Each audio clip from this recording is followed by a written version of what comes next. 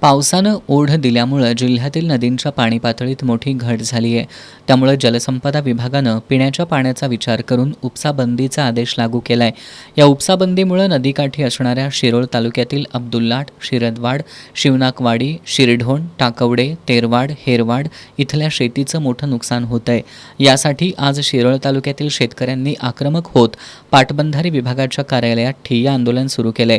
पाणी आमच्या हक्काचं, नाही कुणाच्या बापाचं, उपसाबंदी तात्काळ मागं घ्या अशा घोषणांनी शेतकऱ्यांनी कार्यालय दणाणून सोडलं. जोपर्यंत उपसाबंदी हटवत नाही तोपर्यंत आंदोलन थांबवणार नसल्याचा आक्रमक पवित्रा शेतकऱ्यांनी घेतलाय. पंचगंगा नदी काठावरील इचलकरंजी बंधाऱ्यापासून ते तेरवाड बंधाऱ्यापर्यंतचं पाणी पूर्णपणे प्रदूषित असल्यानं या पाण्याचा पिण्यासाठी वापर केला जात नाही. तसंच कोल्हापूर महापालिका, इचलकरंजी महानगरपालिका, विविध औद्योगिक वसाहतीमधून बाहेर पडणारं केमिकलयुक्त पाणी नदीत मिसळतंय.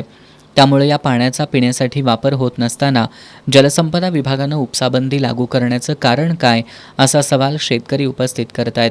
या ठिय्या आंदोलनात सहकारी पाणीपुरवठा संस्थांचे पदाधिकारी आणि शेतकरी मोठ्या संख्येनं सहभागी झालेत.